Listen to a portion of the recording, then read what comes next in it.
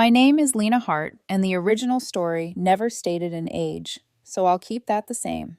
Age not disclosed. What I will tell you is this. I had been saving for exactly 1 week in Hawaii. One quiet, earned, private week with the ocean for company and no one tugging on my sleeve. It started at Sunday lunch, the kind of meal where the chicken is always a little overcooked and the jokes are always a little mean. I said casually, I'm excited for my trip. My sister Angela snorted like I'd said something ridiculous. Oh, you thought you were going? My dad grinned, without warmth. It's for real family. There was laughter, that light, brittle kind that scrapes your chest on the way down. I didn't react. I gathered plates. I refilled water. I pretended I was made of quiet. The thing no one at the table knew, or maybe they knew and didn't care, was that I had been saving for nearly a year. Not with extra money lying around. Real saving.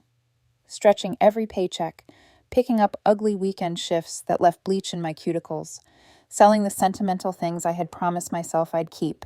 No takeout, no spontaneous coffees, no days off unless I was feverish. I had a spreadsheet with daily checkboxes, and I ticked them off like it was prayer. 1 week, alone, no noise, no errands disguised as love, no one telling me I wasn't enough and then handing me the bill to prove it. They had laughed when I told them about it around New Year's. Angela said I'd hate being alone and come crawling back by day 2. Michelle joked I'd probably cry into a beach towel. My dad called it impulsive. My mom said I should think about what really matters. I didn't understand then that what they really meant was, you should think about us. At that Sunday lunch, they made it plain. They had already used my emergency card. My mom gave the number to my dad because she said it was family money, and then he passed it along like it was a code to free drinks. First-class seats, 5-star resort, spa packages that read like catalog poetry. Michelle, apparently, signed up for a luxury yoga retreat that cost more than my rent. I sat there with a fork cooling in my hand while they described my generosity. Angela scrolled through the resort's pool photos. Michelle wondered if I remembered to add the dolphin swim. My mom put a gentle hand on my wrist and told me she was glad I'd finally decided to do something meaningful for the family. They kept saying our trip as though we'd planned it together, as if the year I'd spent scraping against the bone of my budget was a love letter to them. I smiled when they smiled, nodded when they nodded. I said thank you when they said thank you, though we all knew they didn't mean it. Inside me, something went very still, like a lake icing over. The next week, the family chat bloomed with their plans. Suitcases, bikinis, beachside restaurants they wanted to try, hashtags they workshopped as if branding a product. I watched it like a person standing on the far edge of a party, shoulder against the wall, counting exits. The night before their flight, a little before midnight, I canceled every booking. I'd already flagged the card and spoken to the travel agent. It took 15 minutes to reverse a year. Flights gone. Resort canceled. Excursions refunded to my account. Then I turned off my phone and slept the kind of sleep you only get when a verdict has been reached. In the morning, I turned my phone back on. 76 unread messages. The first were confused. Then came the frantic ones. Then the photos. Angela, tear-streaked at the check-in counter. Michelle, red with fury beside a mound of luggage. My mom on the phone, mouth tight, eyes sharp with a new kind of calculation. My dad staring into the middle distance like someone had stolen his horizon. Under Angela's photo, the caption read, "How could you?" That night my dad called. No hello, no small talk. He declared I had betrayed the family, that I embarrassed them in public, that if I didn't make it right, I wasn't welcome in the house or in their lives. I said, okay. He paused like the line had dropped. Then he hung up. That's the moment everything shifted, not dramatically, not with fireworks, more like when a picture frame tilts, and suddenly you notice you've been living with every single thing just slightly off. 2 days after they were supposed to be above the Pacific, they arrived at my place with a hard, official knock. Noon. Urgent. My dad in work boots, jaw set. My mom holding her purse like a shield. Angela in sunglasses, though the sky was sullen and gray. Michelle in the oversized hoodie she favors when she's about to start something. They didn't say hello. They flowed past me into the living room like they paid my rent. I stood by the door, watching them choose seats, watching them choose roles. My dad spoke first. Of course he did. He said they weren't here to argue. They were here to clear the air. In my family, that phrase always meant the same thing. Everyone tells you how wrong you are until you're grateful they forgave you. They said I blindsided them, humiliated them, that what I did wasn't just mean, it was cold.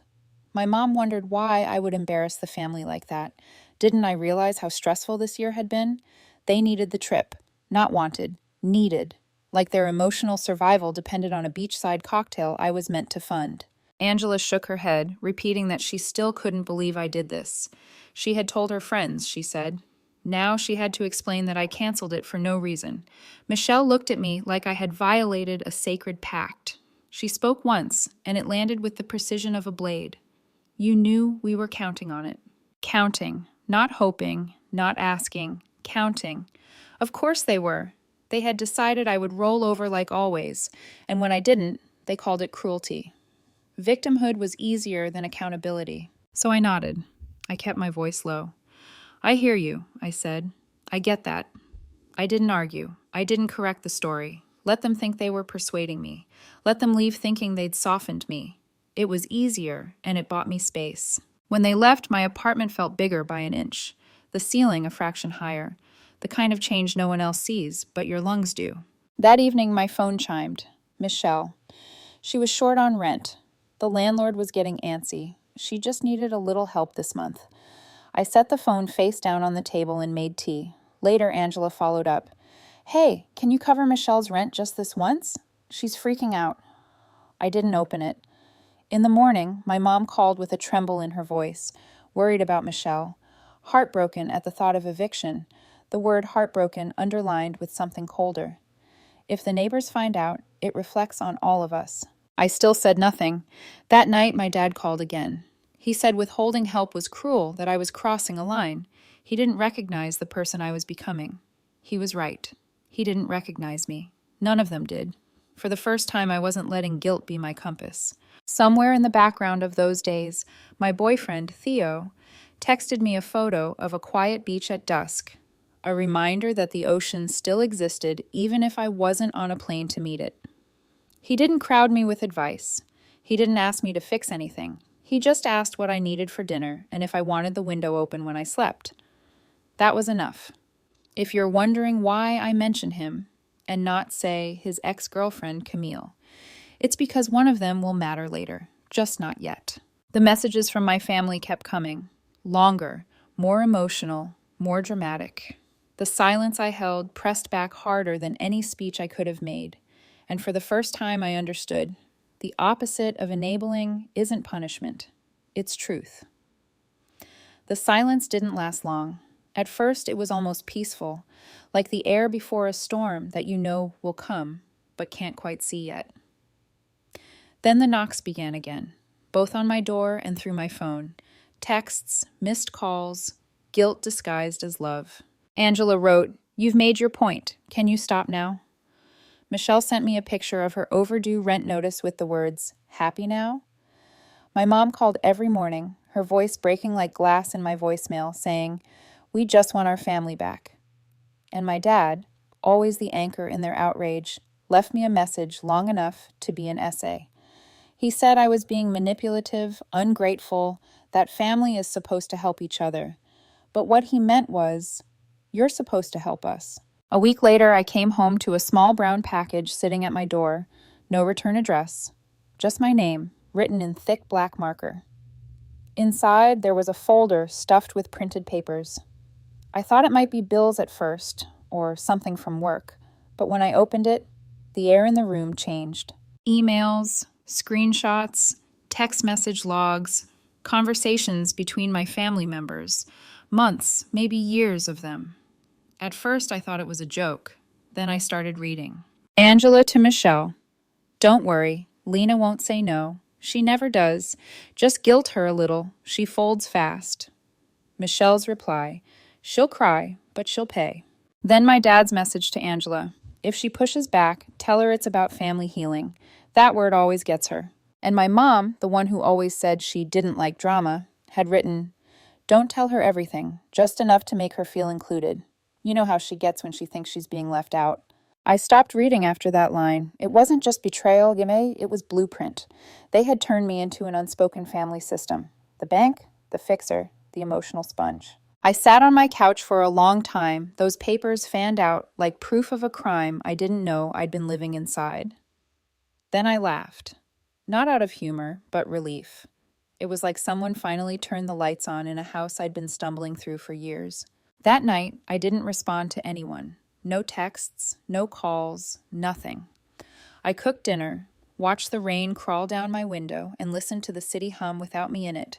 It was quiet, my quiet, and it didn't demand anything. The next morning, my dad left another voicemail. He said the family had decided to come over again, just to talk. That phrase again, just to talk. It always meant the same thing, intervention dressed as reconciliation. I didn't answer, but part of me knew they would come anyway. They showed up at 5 sharp. My dad, polished this time, hair combed, voice calm. My mom holding a tin of store-bought cookies like peace offerings could erase a year of theft. Angela half scrolling on her phone. Michelle silent, but her anger radiated like static. They sat in my small living room, the one I'd built on my dime with my effort, no help from any of them. And then they began. My dad spoke first, always the self-appointed voice of reason. He said there had been misunderstandings, that things were said in the heat of the moment, that maybe I took things too personally. Every word was soft, every word was poison in disguise. My mom dabbed her eyes and whispered that she missed me, that she wanted her daughter back. Angela murmured, "You know we love you, right?" without looking up from her phone. Michelle said nothing, just stared at the wall like she was rehearsing the next attack. They didn't mention the screenshots, not one word about them, which meant either they didn't know the package existed or they were pretending not to. And so I pretended too. I smiled, nodded, said I understood, asked about their health, their week, the weather.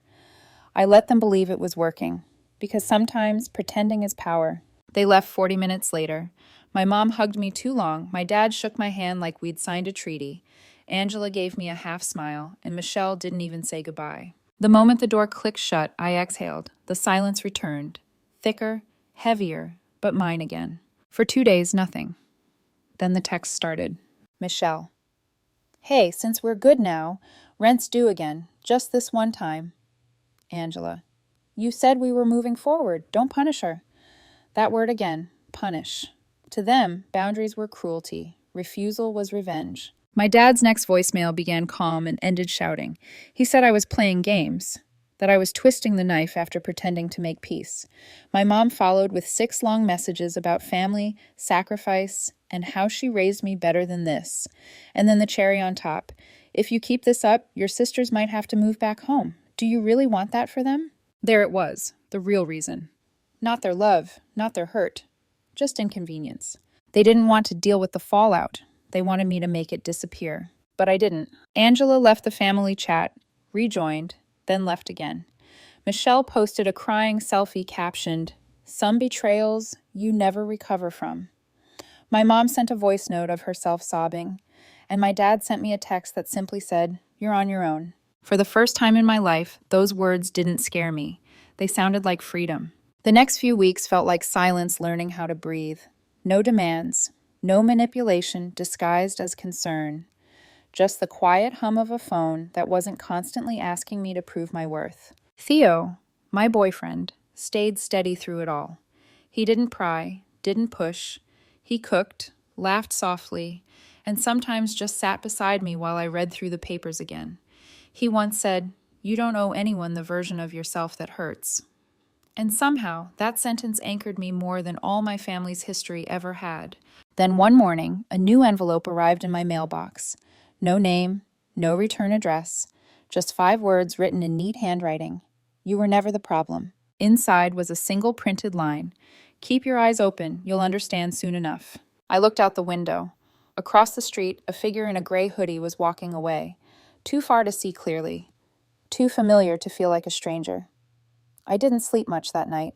The note sat on my coffee table like it was still breathing. You were never the problem. It echoed louder than any voicemail my father ever left. I couldn't stop wondering who sent it. Someone in the family? A friend who'd seen too much? Or maybe the same person who mailed the folder of screenshots weeks ago. Whoever it was, they were closer than I thought, and they wanted me to see something bigger than a canceled trip. The next morning, I woke to a text from my mom. "Your dad wants to come by, just to talk." That phrase again. I stared at the words until they blurred. Then I wrote back, "Sure, tomorrow at 5. If they wanted to perform, I was ready to watch. When the knock came, it was exactly on time. My dad was wearing his calm face, the one he used in business meetings and family apologies. My mom clutched a tin of shortbread cookies like last time, as if sugar could buy forgiveness. Angela trailed behind them, glued to her phone. Michelle didn't speak, her hoodie drawn tight, eyes dark and hollow. They sat around my small dining table like it was a negotiation. My dad started with, "We just want to clear things up." The irony almost made me laugh. He spoke of miscommunications, of hurt feelings, of how I might have taken things the wrong way. He said everyone had been under pressure, that maybe I'd forgotten that family sticks together. Every sentence was a paper wall, flimsy, thin, meant to hide something bigger behind it. My mom wiped invisible tears. She said she missed the old Lena, that she felt like she'd lost her daughter to pride. Angela murmured, "You know we love you," without glancing up from her phone. Michelle just stared at her hands. They never said sorry, not once, not for the card, not for the lies, not for the months of pretending I didn't exist. And no one, not one of them, mentioned the screenshots or the note, which told me everything I needed to know. Either they didn't know about them, or they were too afraid to bring them up. So I did what I'd learned to do best. I played along, I smiled, I nodded. I asked about their work, their health, the weather. I let my dad believe his leadership was working, that my mom's trembling voice was melting my resolve. I let them leave, thinking we were healed. Because sometimes pretending is the only way to see people clearly. When the door shut behind them, I locked it and just stood there. I wasn't angry anymore. I wasn't even sad. I just felt like someone who'd finally stopped drowning long enough to notice the shoreline. 2 days later, my phone buzzed again. Michelle. "Hey, since we're all good now, rent's late. Landlord's freaking. Just this one time." Angela followed. "You said we were moving forward. Don't punish her." There it was again. Punish. The word they used whenever I stopped enabling them. To them, boundaries and punishment were the same thing. I didn't reply. Then my dad called. Voicemail only. It started calm, then cracked into shouting. He accused me of playing games, of twisting the knife just to watch them bleed. He said I was enjoying this. My mom sent 6 long texts about forgiveness, duty, how she raised me better than this. Angela left the family chat, then rejoined, then left again. Michelle posted another selfie, crying this time, captioned, "Some betrayals you never recover from." I stared at it, then at my reflection in the dark phone screen. The difference was startling. I wasn't the villain they painted. I was just finally out of costume. The next day, Theo came over with coffee and silence. The good kind. He asked nothing about the messages, said nothing about the noise online. He just sat beside me on the couch, our shoulders touching. It's strange how quiet can become a language when you trust the person who speaks it. "You know," he said softly, "sometimes peace looks like abandonment to people who thrive on chaos." I looked at him for a long time, then nodded. He was right. That weekend, I got another envelope. This one wasn't from the same anonymous hand. It had an address written on it, in my mother's handwriting. Inside, a single folded sheet of paper. "We forgive you. You'll understand one day that we did what we had to. Love, Mom." Forgive me. For what? Protecting myself? I almost laughed. Then I realized it wasn't funny. It was habit. They had rewritten the story again, made themselves the martyrs. And forgiveness, in their hands, was just another way to say we're still in control. That night, I deleted every unread message from my family, every voice note, every photo. It was like scraping the last bit of paint off a wall, messy, final, freeing. By the following week, the silence felt cleaner. Not soft, not empty, just honest. My phone didn't buzz, my door didn't knock. Even my thoughts were starting to sound like my own again. Then, late one evening, another letter appeared under my door. Same tidy handwriting as before, same sharp ink scent. No envelope this time. just a single line written across the top of a folded page. The truth runs deeper than you think. Inside was a name, Greg Hart, my father's older brother, a man I hadn't heard from since childhood. I hadn't heard my Uncle Greg's name in 20 years. When I was little, they said he'd moved away for business.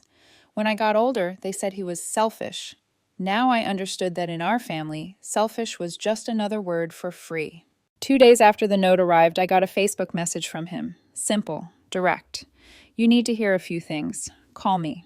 I hesitated for hours before I did. When he answered, there was no small talk, no nostalgia, just a sigh that sounded like he'd been waiting decades to exhale. Lena, he said, I heard what happened. Someone sent me what you got. The screenshots, the messages.